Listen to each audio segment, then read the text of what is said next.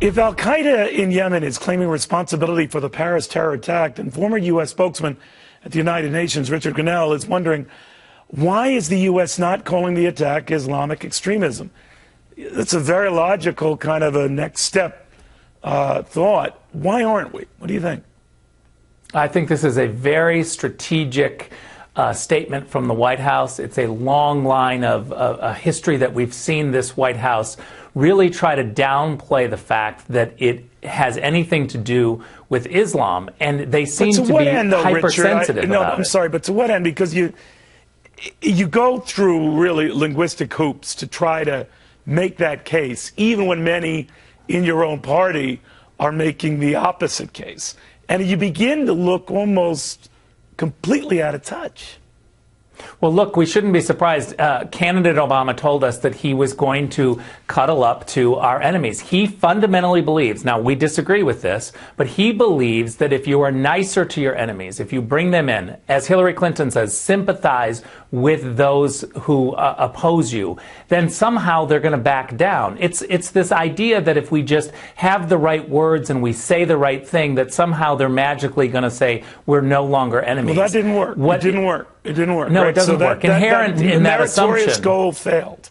So then now what do we do? Well, look, I think we need to realize we're not going to change the president's mind on this. He's not going to go after Islamic radicalism. But we should be able to push him to do something about this terrorism. Clearly, he's got to believe that this terrorism is wrong.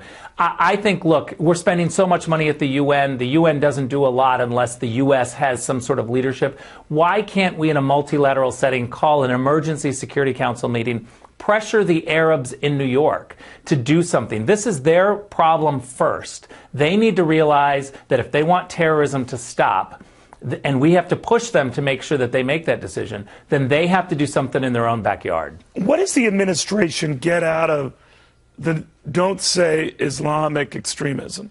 What are they getting out of it? Because these countries are still treating him like crap, and they're still treating the United States like crap. So I could see if there was like a quid pro quo and, you know, you rest easy on us, we're going to rest easy on you. That's not working. So I guess I'm always trying to come up with the benefit of the doubt here. And where's the benefit? Because I have a lot of doubts. Well, if you remember back when they first took over the Obama team, they really wanted to see our reputation improved. And they really talked about the fact that Bush really ruined our reputation around the world. They maximize, this Obama team maximizes being popular. They want countries to think, oh yeah, we like the United States. They're less popular than Bush was. So I get what I'm saying is if that was your goal, it didn't work out.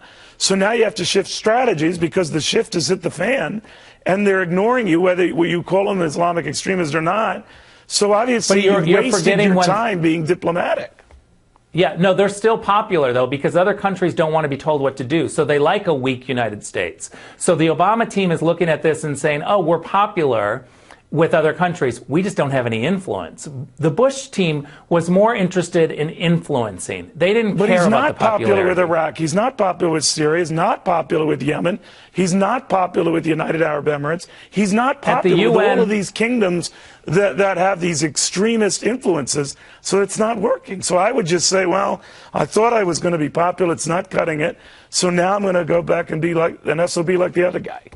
Well, I think in the beginning he was very popular with these countries because they liked not being told what to do. But what we're finding after 6 years is a lot of these countries realize we do need a leader. We do want the United States. And so they're realizing a weak United States ultimately is not good for them. Well, scary stuff. Richard, thank you. I appreciate it.